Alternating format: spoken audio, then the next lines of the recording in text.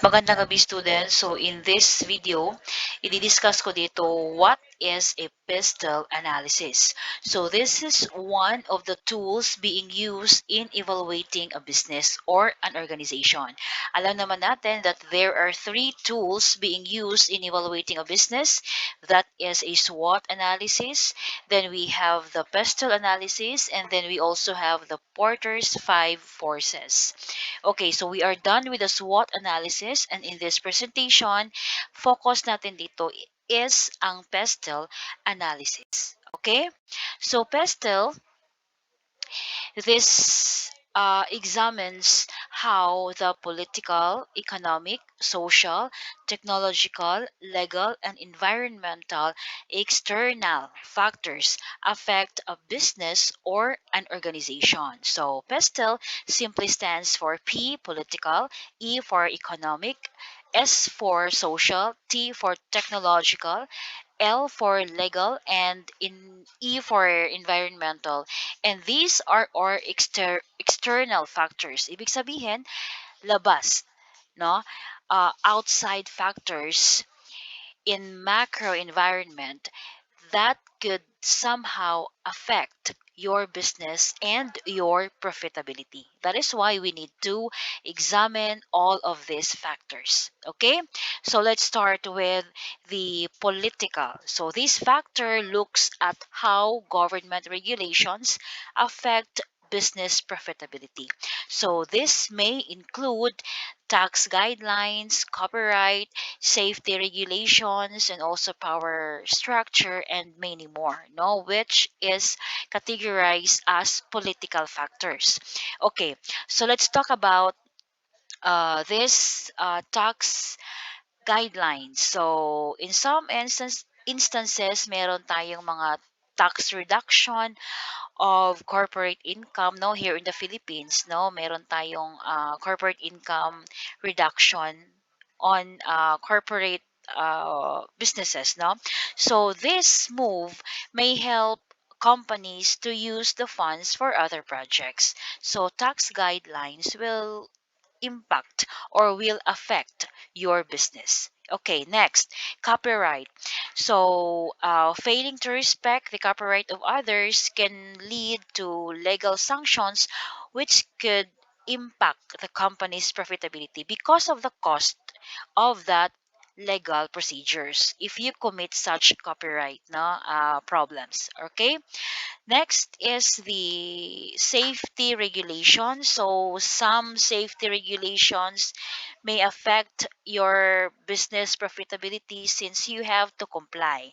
Halimbawa, no, when you are in the construction firms, you have to purchase safety gears to your for your employees, and you have to abide with the safety protocols, or else you cannot start your operation. Okay, next is the power structure. These are the people handling a position in the government, no.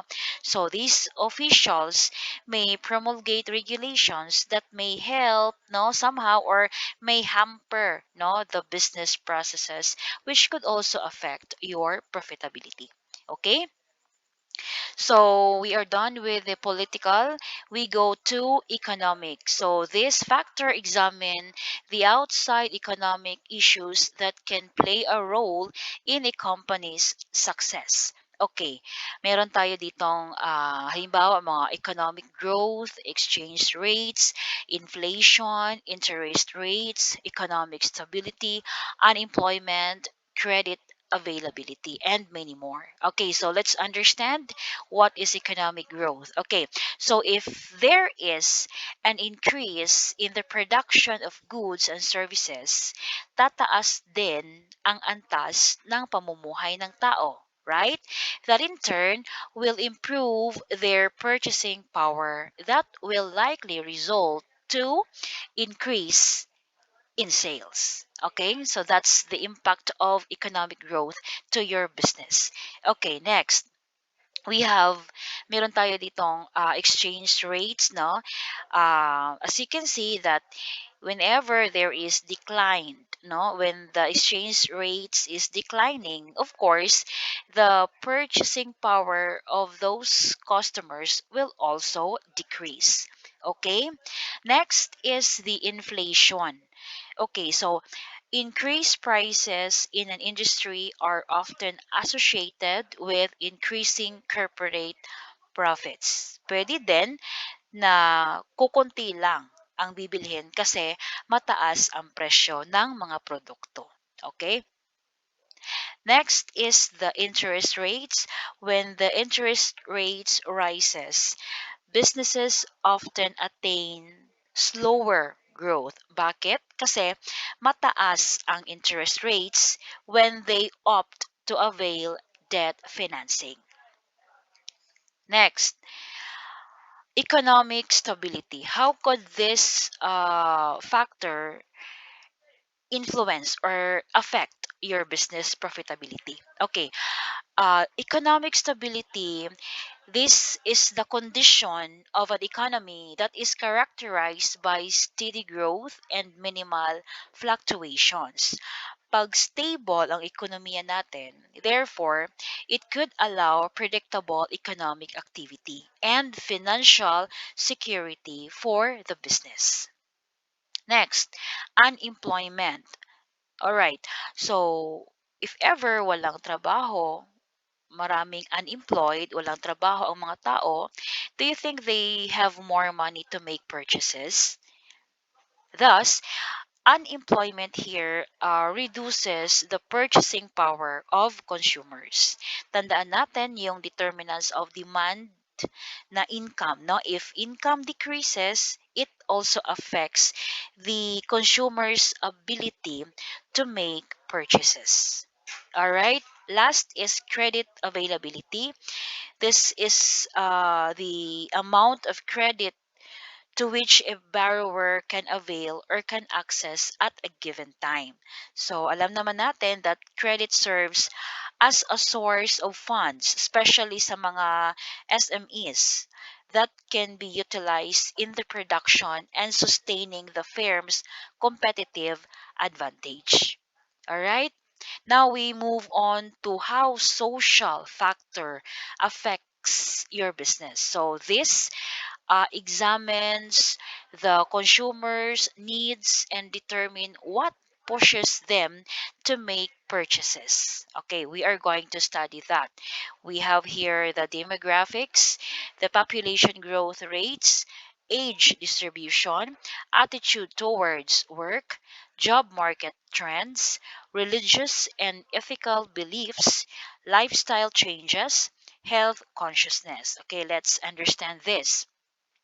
First, we have the demographics. So, these are the statistics that describe the population and their characteristics. Okay, halimbawa, yung mga age, race, sex, socio-economics of the people, no? So, this can impact how a business market its product. This will help you understand your market or your consumers. Halimbawa, the demographic environment consists of mostly teenagers. So you can now think of offering services or product that can meet the need of these teenagers. Okay? Next, we have the population growth rates. Um, the increased number of customers will mean more sales and more opportunities to expand your business to cater this growing population. Next, we have age distribution. So this is the proportion of individuals in different groups within a population. So this will significantly impact the amount and types of goods and services consumed. Halimbawa, maraming 60 years of age na mga tao. So you can now think of creating a product or services na swak sa kanilang pangangailangan. Alright? Next, we have the attitude towards work. You look on how the people work, their effort put on task, no, the people's behavior, job search, and anything that impacts your business. Next, the job market trends. What are the job preference of the employees, the benefits that they are needing? Okay, so you can determine this information through checking on labor websites and researching on some employment trends. Next, the religious and ethical beliefs. These are these consumers religious and ethical enough? What are some practices of these people that could somehow help you to think again, no, of the service? You think of the product that satisfies their needs. We also have the lifestyle changes and the health consciousness. So, as health is a primary factor on deciding what food to purchase, then be strategic, no, as a business, as an entrepreneur. Be strategic enough, think of a product, think of modifying or improving your product according, no, to the preference of the people that will buy your product. Okay, so we are done with the social. We go to the technological. So, technological issues, you examine this one, those issues that affect how a business delivers its product or services to the marketplace. Okay, to the market, to your people, and to the marketplace. We have here the technological advancement, no? um, think and be aware of the latest advancements, especially on how to develop new processes to move ahead and simplify the operations. We also have to know the how the government invest on technological research, because this could affect us. So this will impact your business according, not to the nature of your business. We also have to know the current life cycle of the technology, like halimbawa sa keypad cellular phones, now it becomes almost obsolete, right? Since the people prefer the Android and the smartphones. We have to be very investigative. We have to be very aware of ano na bang nangyayari, no, sa ating external environment. Okay, so also we have here the role of internet.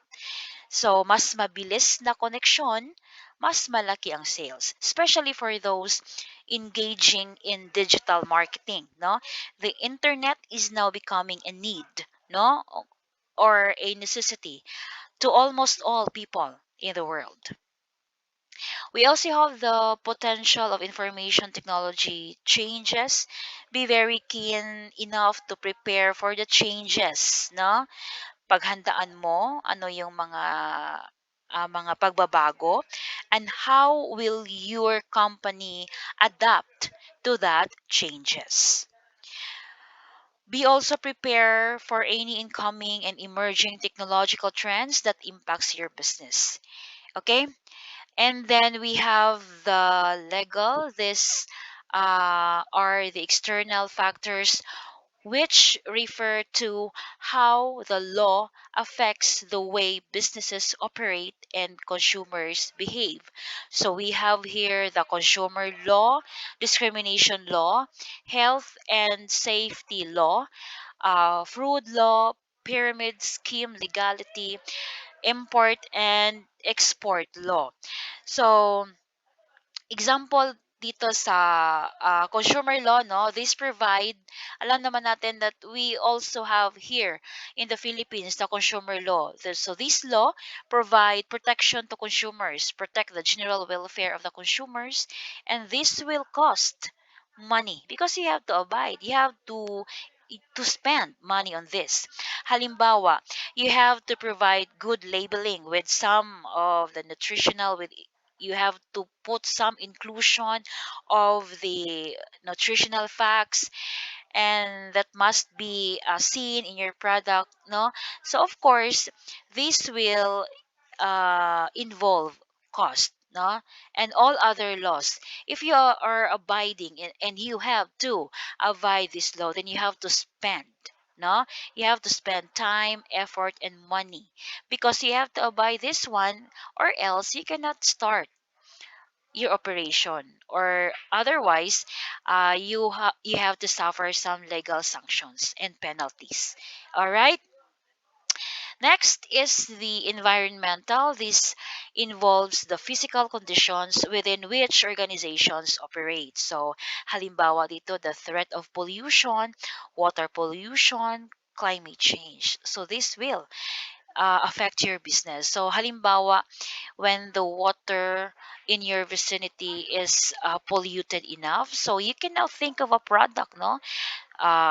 Magpo-produce ka ba ng mga distilled water, no, or you have to produce more beverages, no, or you have to produce some electric fans or other product um, that will address the need of the people who are suffering this climate change, water pollution, and the threat of pollution. Okay, so I hope, no, that you have learned something in here sa discussion ko na ito with the pestle analysis.